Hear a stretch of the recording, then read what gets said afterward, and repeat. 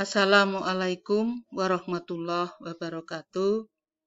Selamat berjumpa dengan saya, Sri Kumorowati.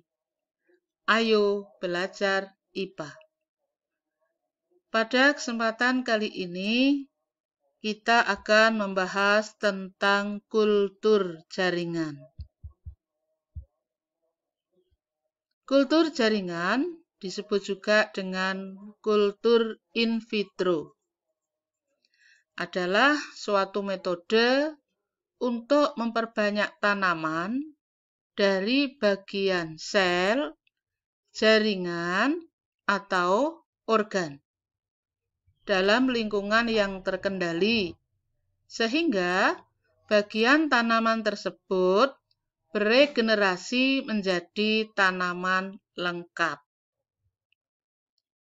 Ide awal pengembangan dari kultur jaringan karena adanya sifat totipotensi, yaitu kemampuan dari sel atau jaringan untuk tumbuh menjadi individu baru yang lengkap seperti induknya.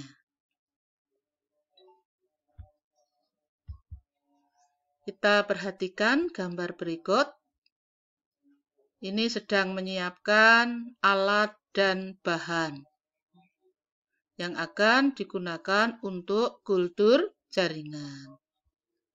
Ini bahan-bahannya, ada neraca atau timbangan digital yang nanti akan dipakai untuk menyiapkan atau menimbang bahan. Ini adalah explant atau irisan dari bagian tanaman yang nanti akan dikultur. Kebetulan ini yang dipakai adalah daun, jadi explantnya berupa irisan daun. Ini akan melakukan sterilisasi terhadap peralatan yang akan digunakan dalam kultur. Nah, berikutnya ini adalah multiplikasi atau menanam explant. Ya.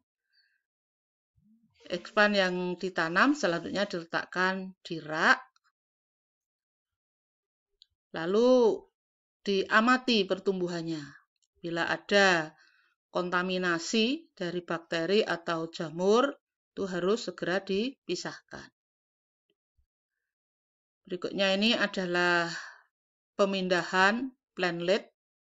Plantlet itu tanaman kecil hasil dari kultur yang dari lab tadi dipindahkan ke polybag untuk dilakukan penyesuaian dengan suhu lingkungan sekitar. Nah, bila diringkas, tahapan dari kultur jaringan yang pertama adalah menyiapkan media. Media kultur bisa berbentuk cair atau padat. Terdiri dari garam mineral, vitamin, hormon pertumbuhan, dan agar-agar. Jadi kalau menghendaki medianya berbentuk padat, maka pada media tersebut bisa ditambah dengan agar-agar. Tahap kedua adalah inisiasi, yaitu memotong bagian tanaman yang akan dibiakkan dalam media kultur atau explant. Pada gambar tadi, explantnya adalah irisan daun. Explant ini bisa berasal dari daun, tunas, atau batang yang masih muda. Tahap yang ketiga adalah sterilisasi. Jadi sterilisasi terhadap peralatan tadi dimasukkan dalam autoclave, ya. Kemudian laminar airflow atau meja kerja steril ini juga disemprot dengan alkohol agar terbebas dari mikroorganisme. Demikian pula tangan teknisinya ini juga disemprot dengan alkohol. Jadi bekerja di lab kultur jaringan itu serba steril. Karena untuk menghindari munculnya kontaminasi jamur atau bakteri. Tahap keempat, multiplikasi, yaitu menanam eksplan pada media. Ya, medianya itu diletakkan di dalam botol. Kemudian media yang telah ditanami eksplan tadi diletakkan pada rak-rak di ruangan yang steril pada suhu kamar. Jadi ini dilakukan di dalam laboratorium. Tahap kelima, pengakaran. Jadi mengamati pembentukan akar dan pucuk tanaman. Ini terkadang karena kurang steril, pertumbuhan dari akar dan pucuk tanaman ini terganggu karena adanya mikroorganisme atau bakteri. Nah, kalau sudah seperti itu, maka tidak bisa dilanjutkan. Harus diganti dengan yang lebih baik lagi. Ya. Yang keenam yaitu aklimatisasi. Aklimatisasi ini penyesuaian, pemindahan plantlet. Plantlet itu tanaman kecil hasil dari kultur jaringan. Itu dipindah ke polybag atau ke bedengan. Agar mengalami penyesuaian terhadap suhu lingkungan.